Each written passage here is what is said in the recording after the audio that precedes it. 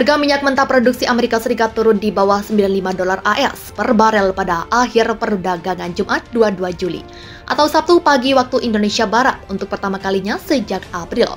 Penurunan harga minyak tersebut setelah Uni Eropa mengatakan akan mengizinkan perusahaan milik negara Rusia untuk mengirimkan minyak ke negara ketiga di bawah penyesuaian sanksi yang disepakati oleh negara-negara anggota minggu ini.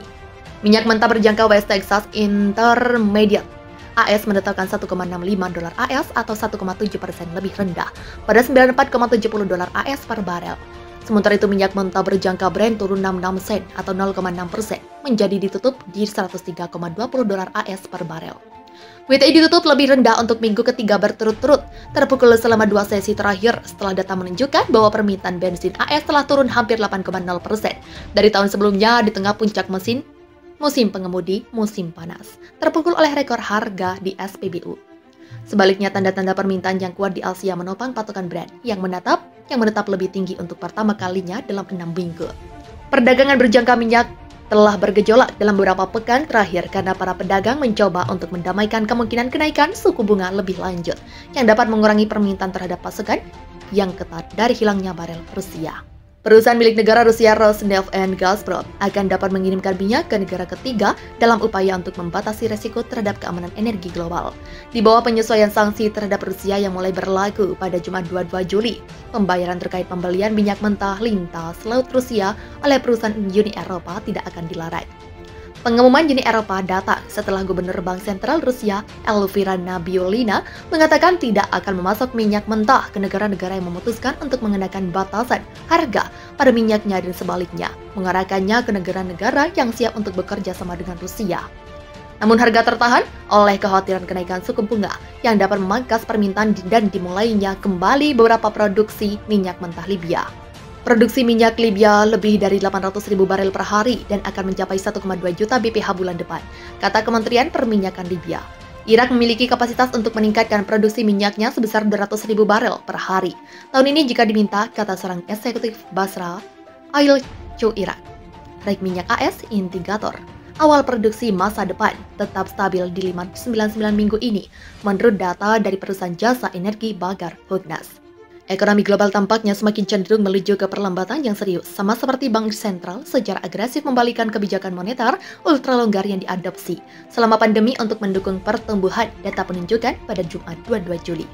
Pergerakan baru ini dalam minyak mentah dan suku bunga berjangka mengantisipasi penurunan dalam siklus bisnis yang akan menyebabkan konsumsi minyak turun sebelum akhir tahun dan memasuki 3 bulan pertama tahun 2023.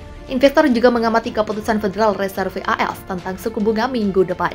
Pejabat Fed telah mengindikasikan bahwa Bank Sentral kemungkinan akan menaikkan suku bunga sebesar 75 basis poin pada pertemuan 26-27 Juli. Namun permintaan di India tetap kuat dengan permurnian bertahan di atas level pra-pandemi. Sementara Tiongkok juga akan melakukan upaya besar untuk mengkonsolidasikan pemulihan ekonominya terutama pada kuartal ketiga. Media pemerintah melaporkan. Harga minyak mentah ditutup anjlok 9%. WTI kembali ke bawah US 100 per barel. Harga minyak mentah anjlok sekitar 9% pada perdagangan hari Selasa dan menjadi penurunan harian terbesar sejak Maret 2022. Sentimen yang menyeret laju minyak datang dari meningkatnya kekhawatiran resesi global dan penguncian di Cina yang dapat memangkas permintaan. Selasa 5 Juli, harga minyak mentah berjangka jenis Brent dengan kontrak pengiriman September 2022 ditutup di level US 102,77 per barel. Setelah anjlok US 10,73 atau 9,5%. Setali 3 uang, harga minyak mentah berjangka jenis West Texas Intermediate juga ditutup ambles 8,2% atau US 8,93 ke US 99,50 per barel. Sekedar mengingatkan tidak ada penutupan untuk minyak WTI pada hari Senin 4 Juli. Karena hari libur kemerdekaan Amerika Serikat. Dengan hasil ini, kedua tolok ukur harga minyak global ini mencatat penurunan persentase harian terbesar sejak 9 Maret dan memukul harga saham perusahaan minyak dan gas utama. Kami sedang mendapatkan kirim dan satu-satunya cara menjelaskan bahwa penurunan ini adalah karena ketakutan akan resesi, kata Robert Yaugard, Director of Energy Futures di Mizuho. Kalian bisa merasakan tekanannya juga. Harga minyak berjangka tenggelam bersama dengan harga gas alam, bensin, dan saham yang sering menjadi indikator permintaan minyak mentah. Sementara itu, pengujian masalah COVID-19 di Cina menebar kekhawatiran akan potensi pengujian yang mengancam akan memperdalam pengurangan konsumsi minyak. Shanghai mengatakan bakal memulai putaran baru pengujian massal terhadap 25 juta penduduknya selama periode 3 hari, mengutip upaya untuk melacak infeksi yang terkait dengan wabah di sebuah bar karaoke. Kekhawatiran bahwa permintaan musim mengemudi musim panas AS akan turun setelah liburan 4 Juli juga tampaknya membebani pasar, lanjut Gessler. Sementara itu harga AS untuk gas alam turun 4,7%, minyak pemanas turun sekitar 8%, dan bensin untuk pengiriman di pelabuhan New York melemah 10,5%. Jika resesi benar-benar melanda dan mengurangi permintaan energi, secara signifikan lebih banyak ayunan liar ke sesi bawah bisa terjadi, kata Andy Lipow, Presiden Lipow Oil Associates.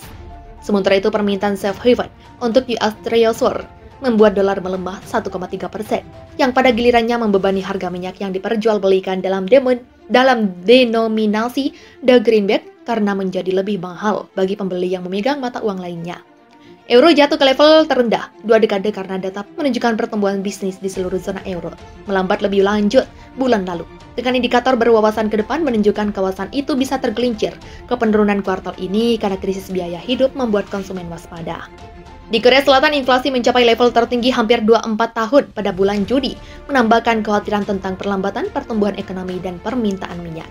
Kekhawatiran pasukan masih ada, awalnya mengangkat WTI dan Brent di awal sesi karena gangguan produksi yang diperkirakan di Norwegia, di mana pekerja lepas pantai memulai pemogokan. Di akhir sesi, pemerintah Norwegia turun tangan untuk menghentikan pemogokan yang telah memangkas produksi minyak dan gas, kata seorang pemimpin Serikat Pekerja kepada Reuters.